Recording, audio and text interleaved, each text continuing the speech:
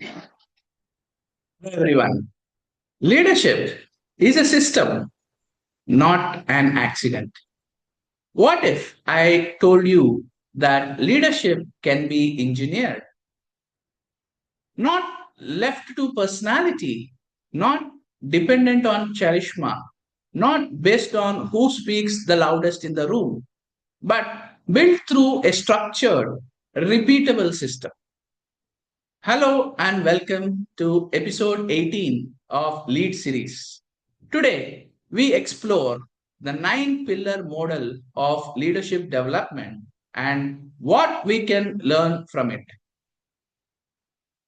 One Indian organization that has demonstrated this nine pillar model consistently is Infosys. Many companies conduct leadership training. Few build leadership ecosystems. Infosys did not just create programs, it created an integrated framework where culture, feedback, assignments, mentoring, and action learning all work together. So let's unpack the nine pillars of leadership development.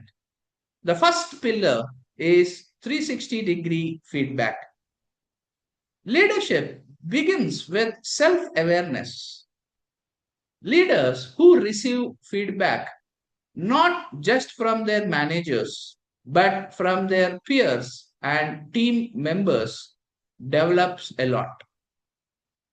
This system reduces blind spots and builds ecosystem of emotional intelligence.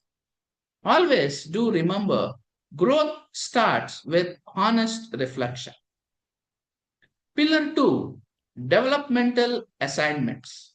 Instead of waiting for promotions, leaders are given stretch roles early. Cross geography projects, high stake client engagements, or complex problem solving scenarios. Because pressure reveals the potential. Pillar 3, the culture workshop. Culture is institutionalized.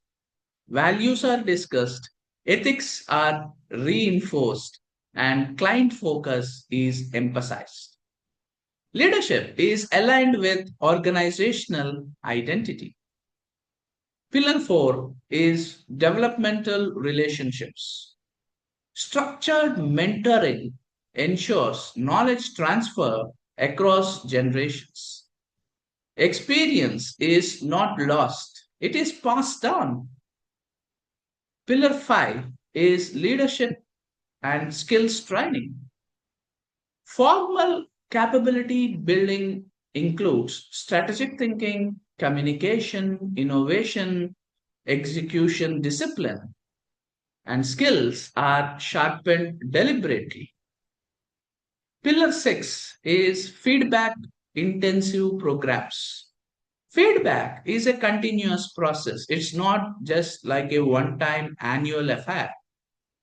Frequent check ins accelerate behavioral correction and growth. Pillar 7 is systematic process learning,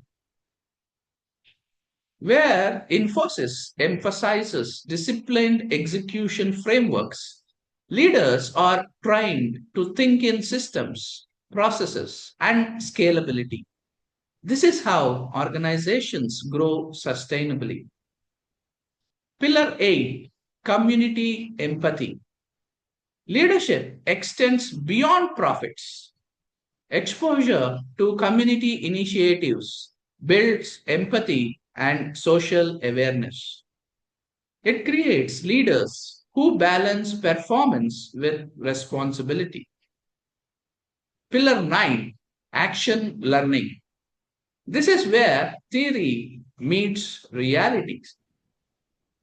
Leaders work on real business challenges. Their solutions are implemented, not just evaluated. Always do remember learning happens in action. So, what is the foundation of this nine pillar model of leadership development? The roots of this philosophy trace back to the founders like Narayana Murthy, who embedded governance, transparency, and ethics into the organization DNA. Infosys did not depend on heroic leaders. It built institutional capability, and that is why leadership continuity became one of its strengths. So, here are some of the powerful questions for you to reflect. Number one, if your organization removed job titles tomorrow, how many people are truly prepared to lead? Number two, if leadership depends on a few individuals, it is fragile. If leadership is system driven, it is scalable. So, some of the practical takeaways to take and consider this week is that, do you have structured multi source feedback? Are you giving stretch assignments intentionally? Is culture explicitly taught or assumed?